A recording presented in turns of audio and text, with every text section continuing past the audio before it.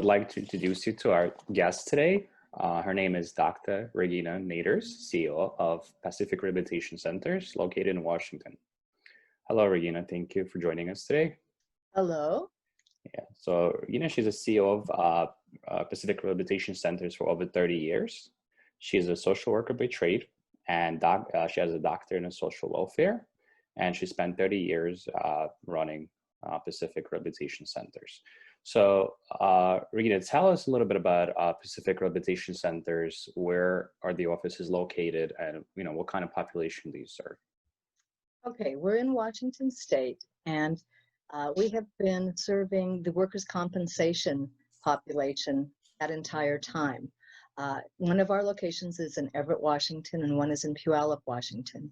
These are interdisciplinary treatment locations, which include physiatry, nursing, physical therapy, occupational therapy, vocational counseling, and CODAs, PTAs. So basically, we have a whole cadre of individuals who are all trained and have worked in the field with injured workers for many, many years.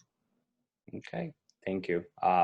And tell us, when did the clinic open, what year, and what led to its opening?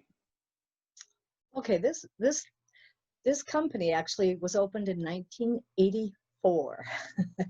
And it was started by 4 individuals who, one was an orthopedic surgeon, one was a physical therapist, one was a nurse vocational counselor, and one was a psychologist. And all of them had been seeing patients who were injured workers, were 10 years and more out from the time of original injury, and were, of course, not getting better.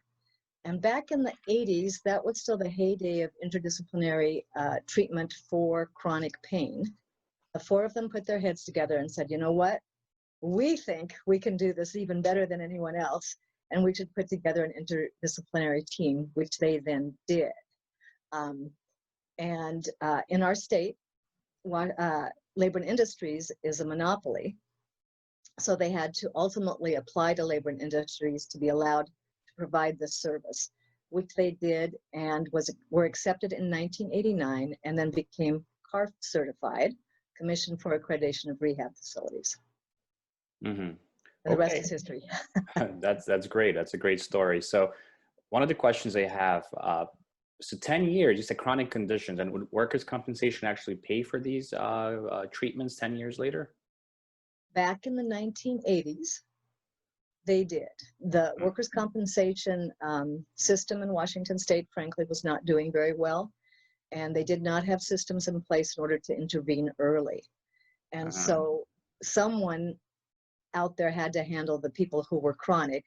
And at that time, there were actually 12 programs in Washington State that were all providing similar services, with the University of Washington being one of the first in the nation back in 1966. And so all of us were modeled pretty similarly. It was a psychoeducational kind of model. Half of it was education, teaching people about their bodies, about stress, about relaxation, the things that they didn't know anything about. The other half was physical and functional, getting them back to functioning, because often at 10 years they could barely move. And so all the programs were pretty similar in terms of that kind of a breakout. And we were also similar in that breakout. As time went on in the 90s, Labor and Industries, workers' comp in Washington again, slowly began to change the rules. And they assigned what we call outside vocational counselors, someone who was really like a case manager who followed the claim through. And they began to reduce the length of the claims. And so then it went from 10 occasionally to 5 more frequently. Then there were claims that were 3. In our heyday, at the best time, 18 months post-injury was when we were getting claims. Today, that is still the case, though Labor and Industries actually says they'll pay for an interdisciplinary program at 3 months. Rarely happens. So 3 months after the injury, or 3 months post-injury. Got it. Got it. And so those 3 months expired, that's it? There's no more treatment allowed? Is that what it is in Washington State? No, that's not true. Uh, Things have changed so that often there's physical therapy continues. Labor Industries has changed their rules so that there's earlier and earlier intervention by the outside vocational counselor outside of rehab programs. Mm-hmm. And they are pushing to get the person to look at return to work, return to work, return to work. And that wasn't the case 30 years ago. Understood. So let me just clarify. So your interdisciplinary approach is utilized within the first 3 months, and then you still continue treating those patients, but more for like physical therapy. Is that correct? No. Our treatment ideally would be allowed at 3 months. That rarely happens. So we're still seeing people a year out post-injury. And during that time, we have a 4 to 6 week program. So 4 weeks where they come in on site. Now with COVID, half of them are on site and half of them We're are going to talk about it. Yeah, the COVID. So half their time is again in physical rehab and functional restoration for 4 weeks, as well as the other half of that 4-week time is in psychoeducational kinds of classes. They may also have individual psychology. They may have individual internal vocational counseling, helping them deal with our system in Washington State. And they may also have individual appointments with the physician who's following up on perhaps opioid elimination and other medical things that come up during that 4-week period. Then there's a 2-week follow-up period, during which time it's about 21 hours, and how the programs schedule that is up to them. And that follow-up is then they come back for fine-tuning, if you will, and to finish things. And hopefully by then there's already a job to return to, or a similar position that they might be able to do with the employer of injury, or a new employer, or last resort would be retraining. Interesting. We aren't doing any of that though. When the 6 weeks are up, we're done. I see. And 100% of your population is workers' compensation patients, right? 100% of our population at this time is workers' compensation. Got it. That would be self-insured as well as Washington State Labor and Industries. Understood. Okay. Thank you for clarifying this. So, Regina, so tell me, how did you, 1990, right, when you started working for Pacific Rehabilitation Centers? 87 actually. Okay, very good. And so what led you to, get a job there, and what did you do prior to, working for Pacific Rehabilitation Centers? Okay, prior to working for Pacific Rehabilitation Centers, I had worked for Swedish Hospital in Seattle in their chronic pain program. So I worked there for 7 years as a social worker, and I was counseling individuals at that time. And again, sort of the zeitgeist of that time was I had people on my caseload that I was seeing a year or 2 years post. And really, if you think about return to life and work, that wasn't really happening. It was a very different era. So then I had gone back to school to work on my Ph.D. And I heard that there was a position at, it wasn't called Pacific then, but we'll stick with that, at Pacific, for someone to deal with their data. And I applied, I got the position, and began to do counseling with some of the patients. Was looking at the data, reevaluating it, seeing if I could frankly use it also for my dissertation.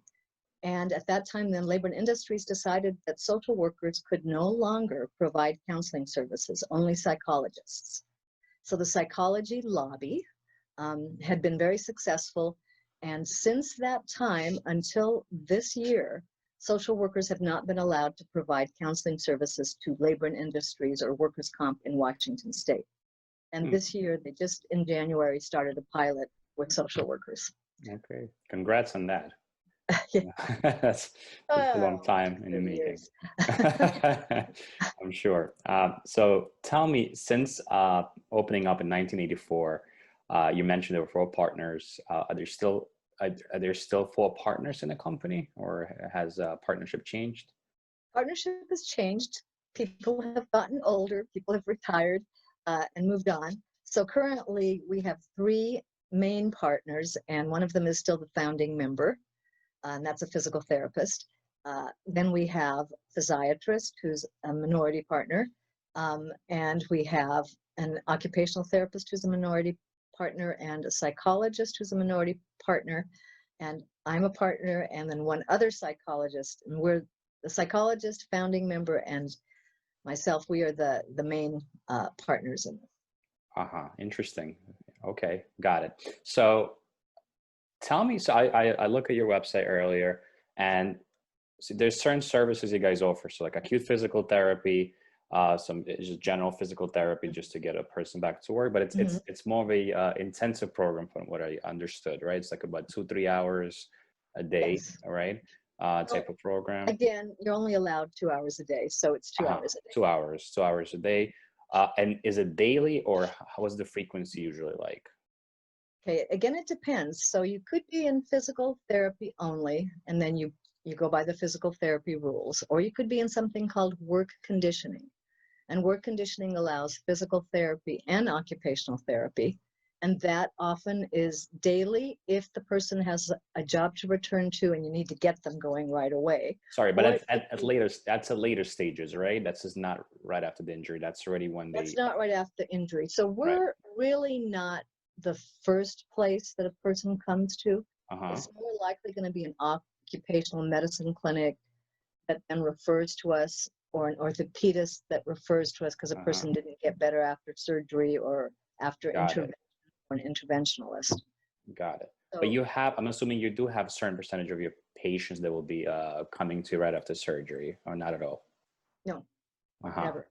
It's Interesting. always further along the continuum because they're not getting better. Okay, very, very nice, very nice. Okay, and so return to work pain management program, is that something done along with acute physical therapy, or that's a different service that's done later or earlier during the Okay, so the continuum? return to work pain management program is the 4 to 6 week program I was talking about. So that's by itself. Then there's the work conditioning program, which might be about 2 hours a day. Sure. Which is for a less chronic patient who might have a job to return to. And then there's also something called work hardening. And work hardening is often, it can be up to 6 hours a day. The whole point of work hardening is, let's see if we can get various functional activities going so that person could go back to that job of injury or a similar job. And they're not as far along the continuum again as someone who might be in the return to work pain management program. And that would be, the first week might be 2 hours a day. Second week might be 3 hours a day, then 4 or 5 hours a day. Then the ideal is, from labor and industry's point of view, that you're done at 4 weeks. They will allow up to 6 weeks, with the idea that you as the clinician can say at the end of that time that you feel this person can actually work an 8-hour day. Very, I mean, it's really, really interesting. I'm not familiar with a similar program in New York. I mean, being an occupational therapist by trade, I know a lot about work hardening, and I personally have a clinic. It's more of a hand clinic, but we have workers' compensation population as well. And I mean, I know they pay for work hardening, but there's no program in place that works predominantly on work hardening only. So it's really interesting to me. It's amazing what you guys do. So tell me, since COVID started, right? Since the pandemic started, and how has the clinic been affected? How have you been able to offer your services? Just tell me what's been going on in the past 3-4 months in your clinic. Well, so we basically, management sat down and said, okay, what are we going to do next? And I closed the clinic for a month while we were getting our act together as to what we would do. We contacted all of our patients, all of our referral sources that we could get a hold of, and said, we're closed, and we're looking at what we're going to do next. We spent the next 6 weeks putting together a virtual return to work pain management program. And we had a subset of 8 people who worked on that. We got it off the ground. We talked to the Commission for Accreditation of Rehab Facilities, told them what we were doing, showed them what we were doing. They gave us the go-ahead because we have to be certified in the state of Washington to be paid. And so they gave us the go ahead. They thought we were onto something. And so then we started advertising that. And in the meantime, in Washington State, the rules were slowly being changed. And we were an essential service because we had physiatry. Sure. And physical therapy. So I'm going to say it was 2.5, 3 months into it. We opened up again for on-site at the 6-foot apart thing and so forth, which of course capacity-wise doesn't allow us to really make everything work. So we had to have business concerns with this too. So we figured out if we had 50% virtual and 50% on-site, meaning at any point in time between our 2 locations, you might have 12 people on-site and you might have another 10 to 12 in virtual, that could work. We're still working on that model, to be honest with you. As summer has come, which has always been our slower time, and as we have talked to our referral sources, everybody's at 50%. They are not back to the levels they were at, and therefore they don't have the number of referrals that they would have. However, this last month, we had the most referrals to the return to work pain management program that we've had in years. So who knows? Hopefully that's interesting. A sign for the future. Yeah. So, sorry, question regarding virtual programs. So who decides if the patient's going to be participating in a virtual program versus in-clinic program? We're offering virtual to everyone in that historically, if you live more than 15 miles away from our programs, Labor and Industries would pay for you to be in a hotel because it's a daily thing, and you're there 6 hours a day, and driving back and forth is not necessarily healthy if you're an injured worker who's chronic. So what we've done is we're offering virtual to everyone first. What we found, however, there are some unexpected barriers that we're learning and working with. So some of the things we found is that we have some of our injured workers who frankly don't have computers at home. Some of this started already when kids were not in school either, and if they did have a computer, the children were using the computer for school. So we put together a tablet system where we are renting out a tablet in order to facilitate access, and then people come and pick up a box of supplies, which include TheraBand and a few other things, include all the class material and a tablet. And we also can set up a kind of a Wi-Fi thing. And I have to be honest with you, that's not my area, so I don't know exactly what all the mechanisms for that are. But so we set up that they can actually then with the tablet work from home. However, there are still other barriers. Other barriers are if you have a very large family and they don't have a lot of space and so forth. So what we do it on a case-by-case basis. We go over what the barriers are, and a subset say, yes, I love it. I want to do this from home. A subset say, I only want to come on site because really I don't feel I have any privacy at home. And it doesn't matter if you provide me with access. So what we found is it's still more people want to be on site than want to do virtual, though initially there was no choice. Everyone had to do virtual. Got it. And we still think virtual is, for the future, it's where it's going to be. And so we're going to keep pushing it and refining it. We have 2 broadcast centers, one broadcast center in our Puyallup location and one broadcast center in our Everett location. So you do have to have a staff person who's monitoring the whole broadcast center throughout the day. And we're doing it all through Zoom Medical. And the quality has been good.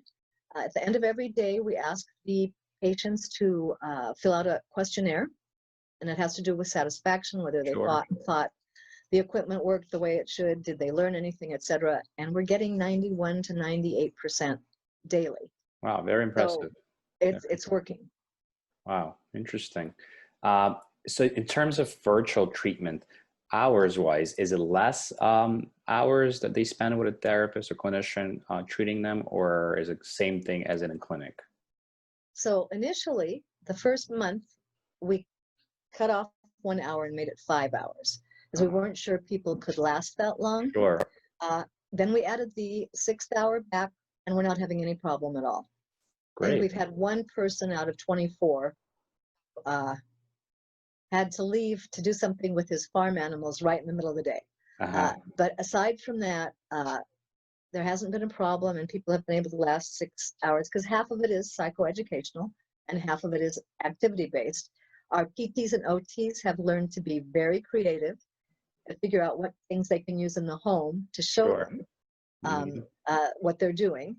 And then our PTs and OTs also, through the video, show them what exercises they want them to do, or what push pull they want them to do, etc.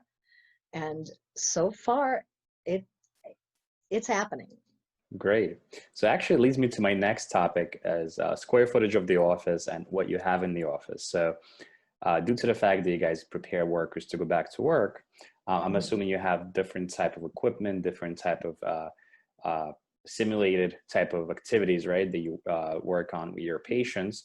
And so how big is your office, let's say in Everett location? Everett is about 10,000 square feet. Wow. New York standards, it's humongous.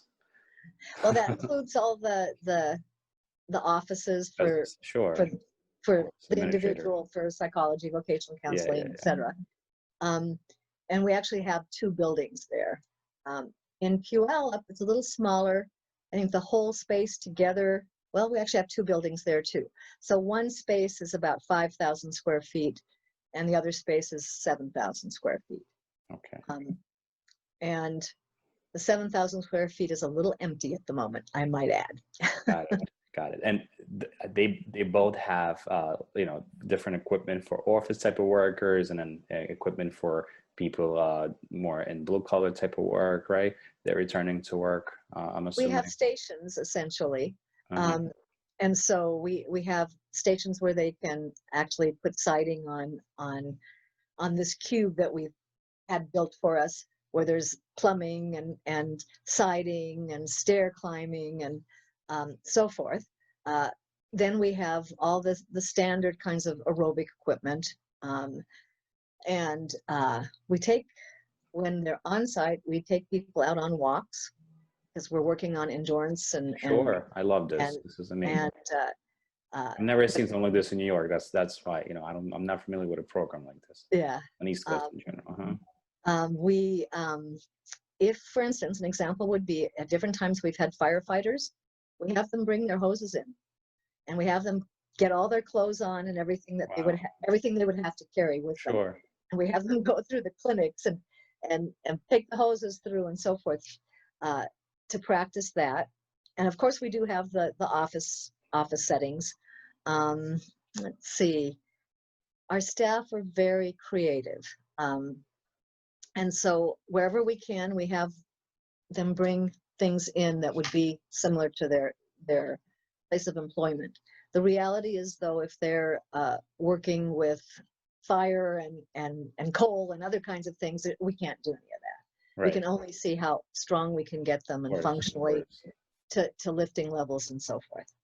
Definitely. Wow. Very impressive. Very interesting concept. And how many people work for the company now? I was just looking at the list yesterday. Right now, we have 66 people, including all administrative people and so forth. Not everyone full-time yet. Got it. And prior to COVID, was it the same number?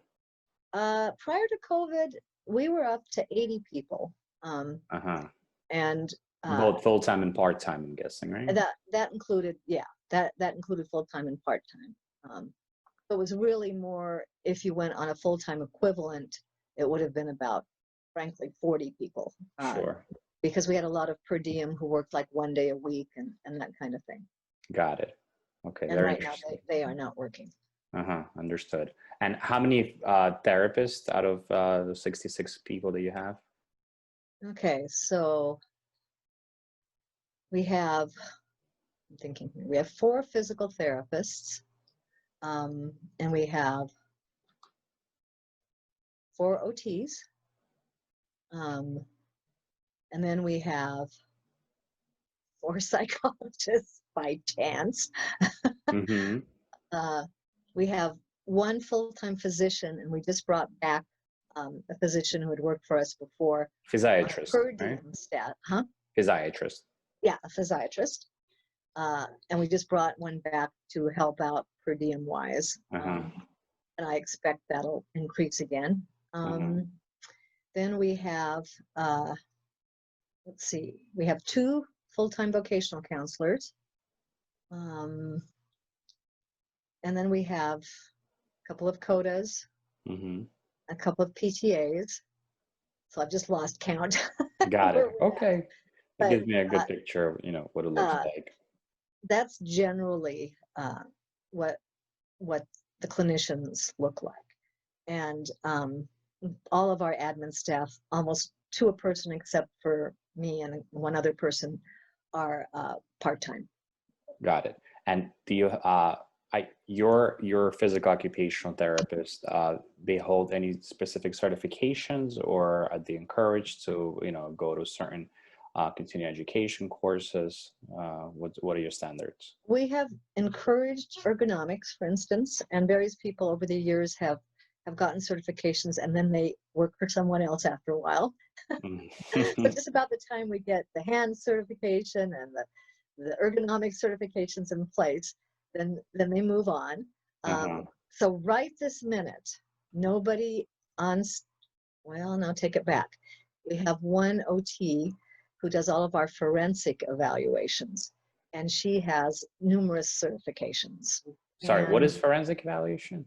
a forensic I'm sorry. evaluation Yeah. is basically when a attorney's office says, we're fighting this case and we need you to do a functional, an FCE. And she does a 2-day FCE and Uh-huh. is known throughout the state as one of the people to go to for forensic evaluations. And luckily, she has come to work for us.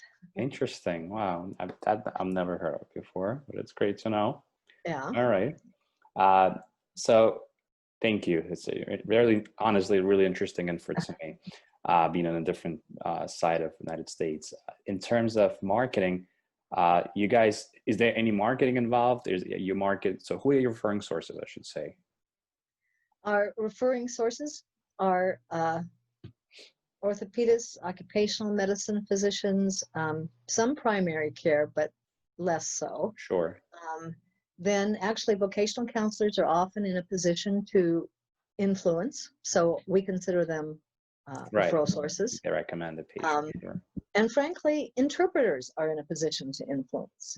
In court. In that, in our Puyallup location, 60% of our patients speak Spanish. Fewer up in our Everett location. But so Spanish comes up frequently as a language that needs an interpreter.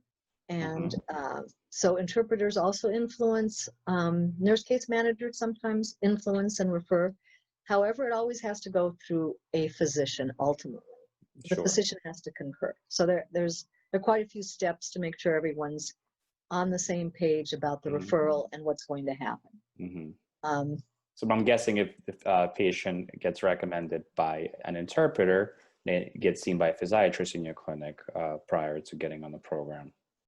They would actually have to be seen by their attending physician first, and that attending physician would have to concur that that's the right idea. So often the interpreters influence when they're in that attending physician's office, saying, hey, we know a program. Okay. And we know that happens. I mean, it's not an official, but we know it happens. Right. Got it. Okay. Very good. So, and then do you guys spend any money on marketing? Yes. And what, besides the referral sources, any other like social media type of marketing that you utilize, TV, radio, billboards, etc.? We have not used TV. Years ago, we used radio, but we had absolutely no results. And we used it for a year in Eastern Washington when we had a clinic there. And we couldn't identify anything that made a difference that way.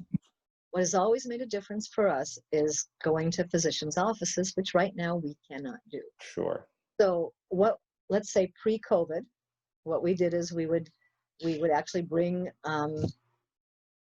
candy and other things to the front desk people in the various offices, and we would try to set up lunches for the physicians. and or for the physician and their staff.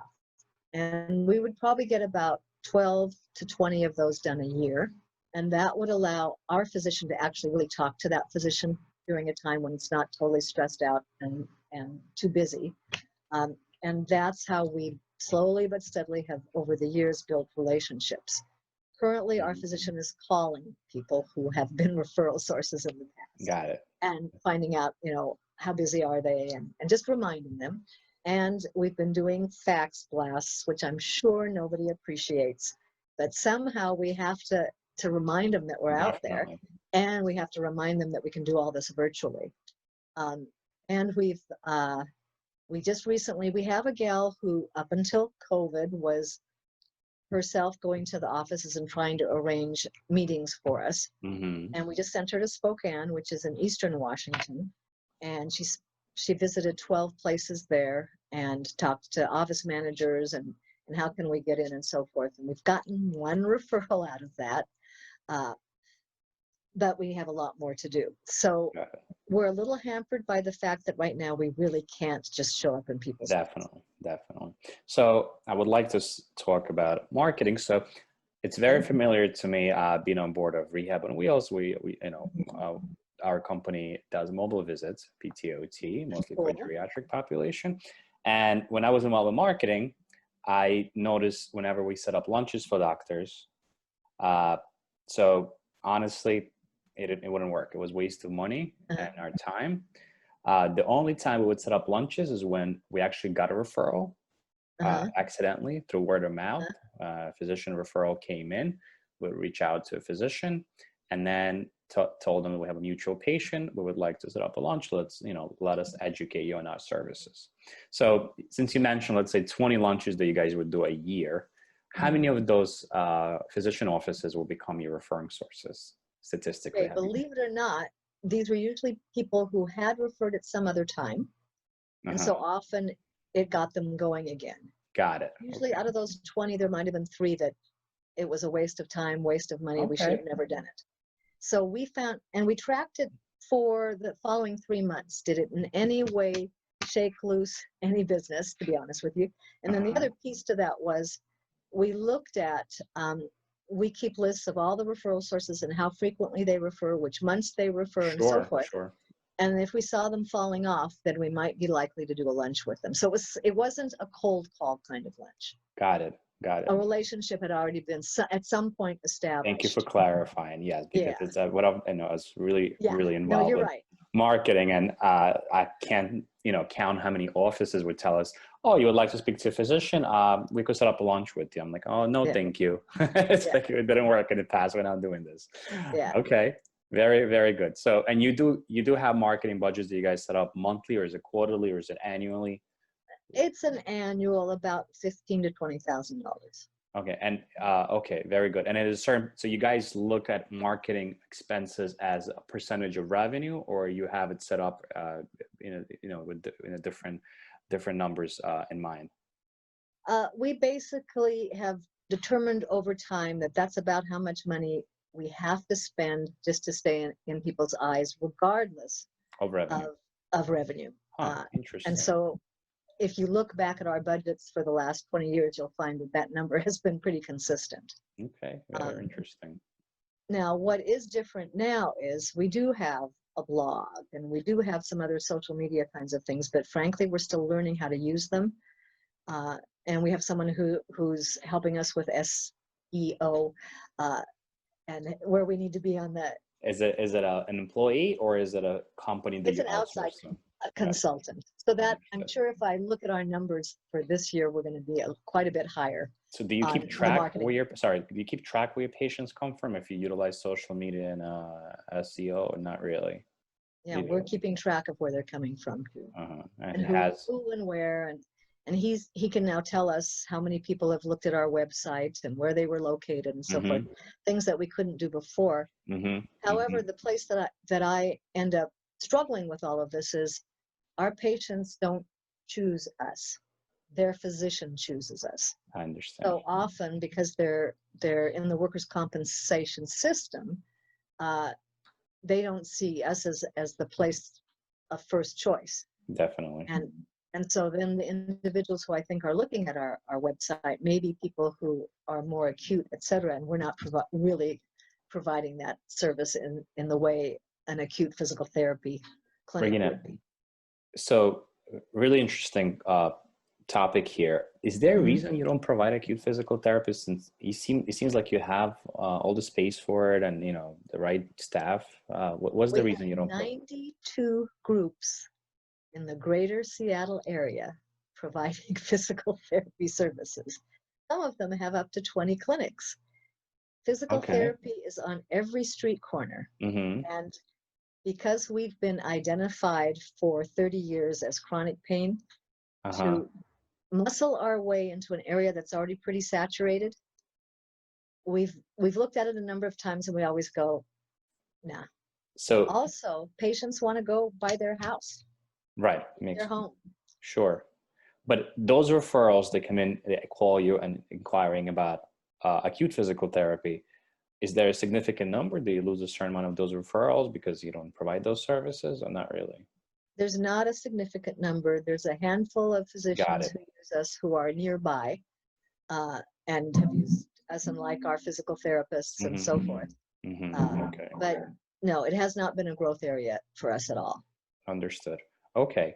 Thank you so much for this info. It's really, really informative for me. And uh, how many patients a week did you service before COVID, would you say? Okay, I need to think about that for just On, a on second. average, you know, no. Um, okay, so on average, if we went by evaluations, our kind of evaluation is a multidisciplinary evaluation. So let's say 6 to 8 a week, so not a lot. Mm-hmm. Then we had psychology took off like crazy, and we got up to where a couple of years ago we were having thousands of referrals for psychology. Mm-hmm. However, in Washington State and other states, it doesn't pay very well.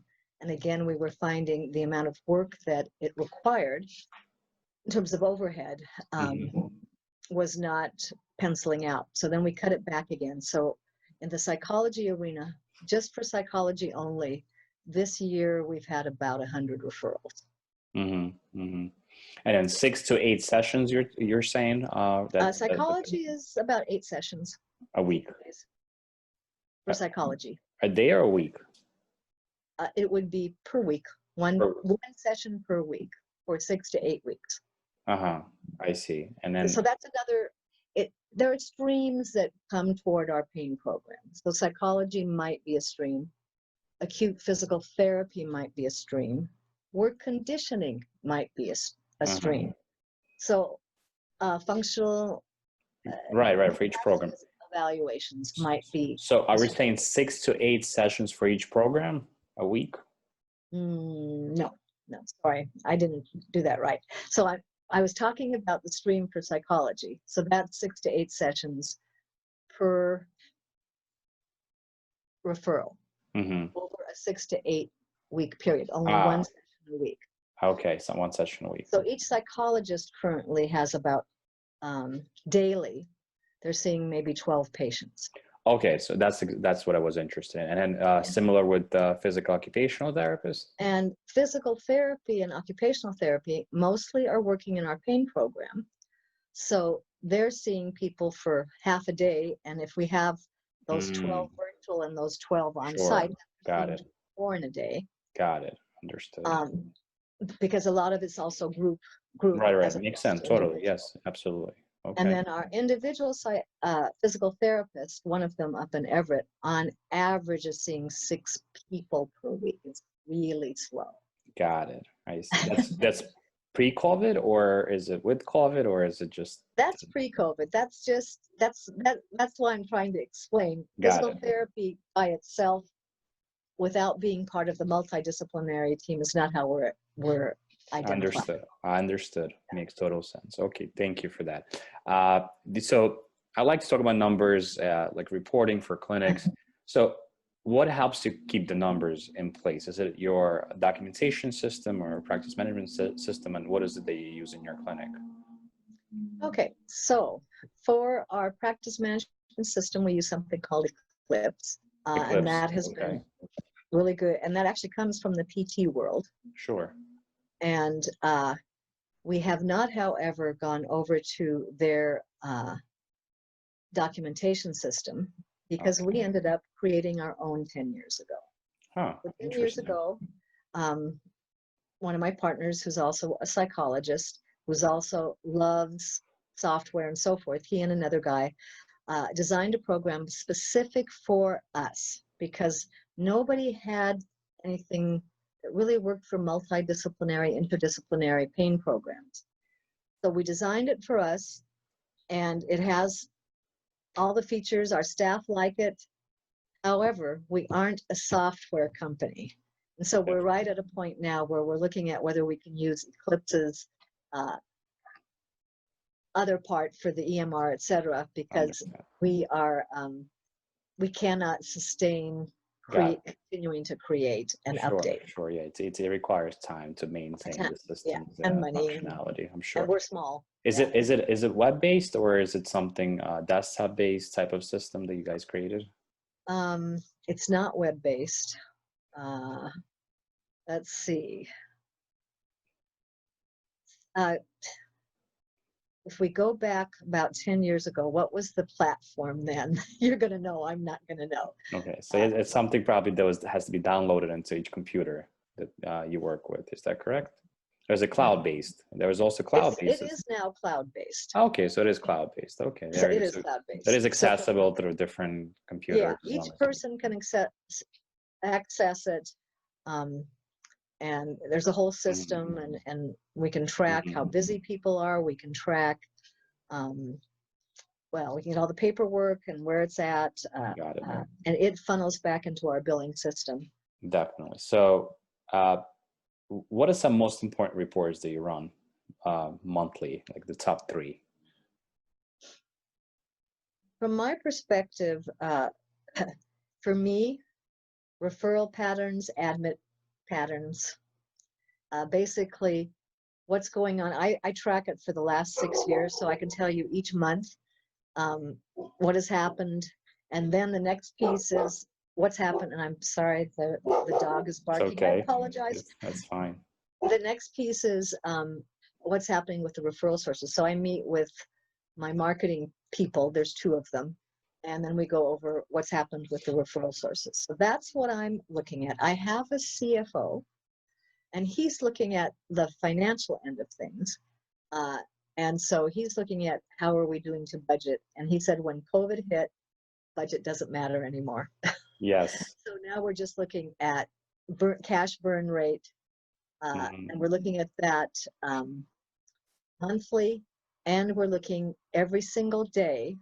We figured out what the model is to make it work with virtual and on-site. And we look every single day to see how many patients we have in those slots, how many people we have in the evaluation slots, and what we're going to do about it when we don't have what we expected. And that's a daily thing right now. Very, very interesting. And are you guys at about 50% rate of your capacity compared to prior to COVID? You know, you're about right.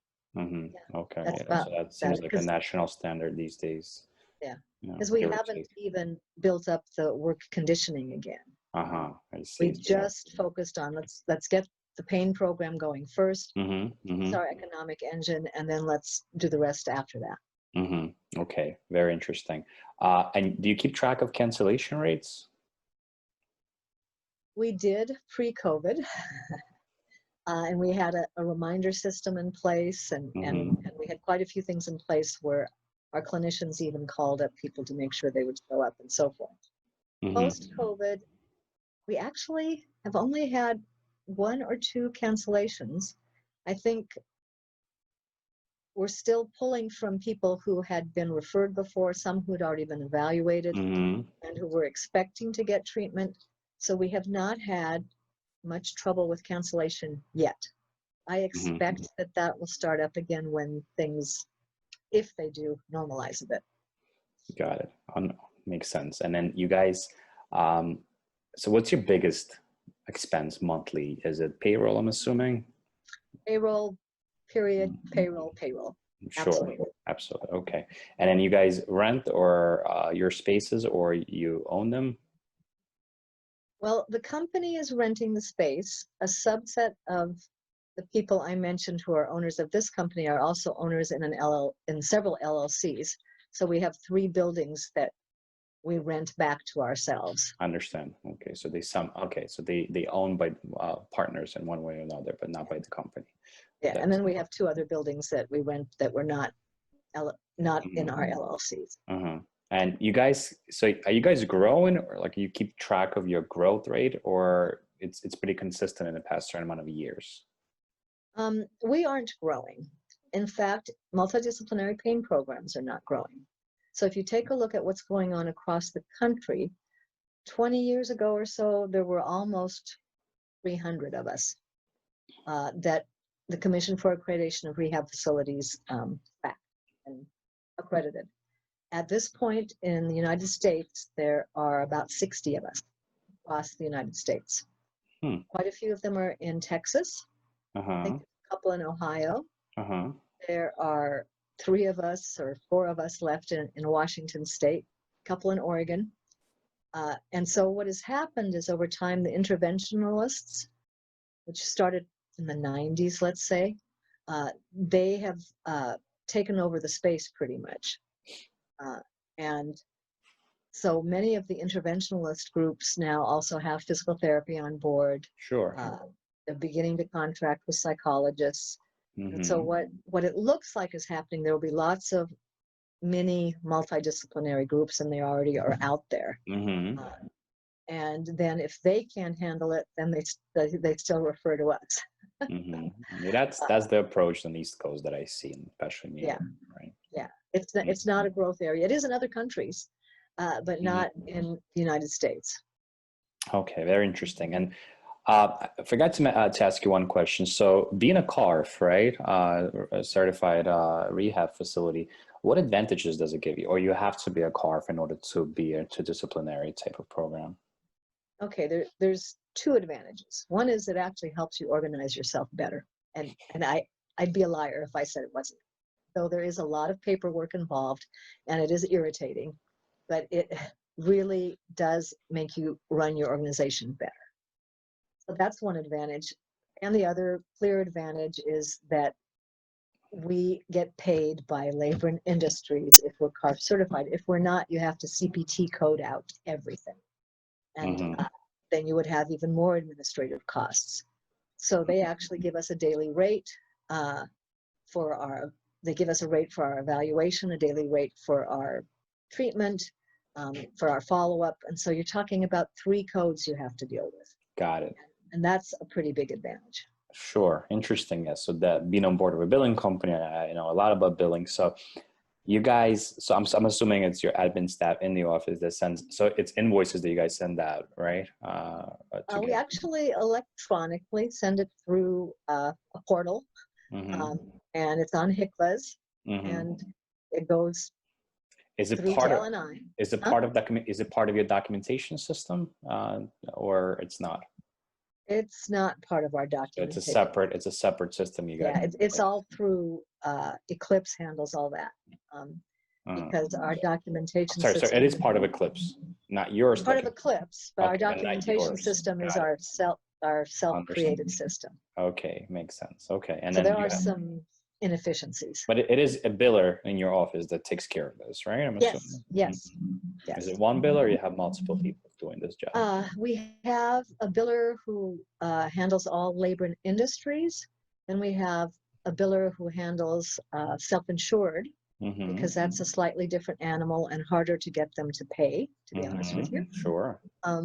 And then, since we're not doing any commercial insurance right now, we have someone who's still wrapping up the last of the commercial insurance that we did last year. So you were doing commercial insurance last year. We did last year, yes. We did it for our psychology piece. And is it still in place, or is it because of COVID you stopped doing that? No, we stopped doing it because we needed so many people in our administrative offices and psychology did not pay as well, and we were small. You have to have really lucrative contracts And Washington State is not as good for contracts. I have a colleague in Oregon, and he and I have shared information on contracts, and the contracts that Oregon pays are much better. They even pay better than labor and industries. Yeah. And so each state is different. Yeah, it's interesting because I do speak to different, same thing in physical therapy. So when we speak to different clinic owners throughout, the country, East Coast, New York especially is known to have a lower reimbursement rate versus up north, I don't know, North Dakota or even down south. But I think Washington State is somewhat similar in reimbursement rate. I heard that it's one of like more of a, although it does pay more than New York for physical therapy. Oh, interesting. Yeah. Yes. So that's kind of hair raising. Yeah. So my last question, what is your long-term goal for Pacific Rehabilitation Centers? Well, we've been playing around with virtual, and we believe that is a sign of the future. So there is a long-term goal that we could provide chronic pain services across the United States virtually. And that's the long-term goal. Beautiful. Okay. I think that's a great idea. Regina, so I found this interview to be very informative for myself. It's, I've never even heard of this type of clinic, being, involved with a lot of different providers on East Coast. I do speak to a lot of different therapists throughout the country, but I've never, spoken to or had a client in your type of setting, but I really appreciate your time today. And again, thank you for being my guest. I will post your link to the website below the interview, and I'll let you know when we upload it. Thank you very much for the opportunity. This was fun. Thank you.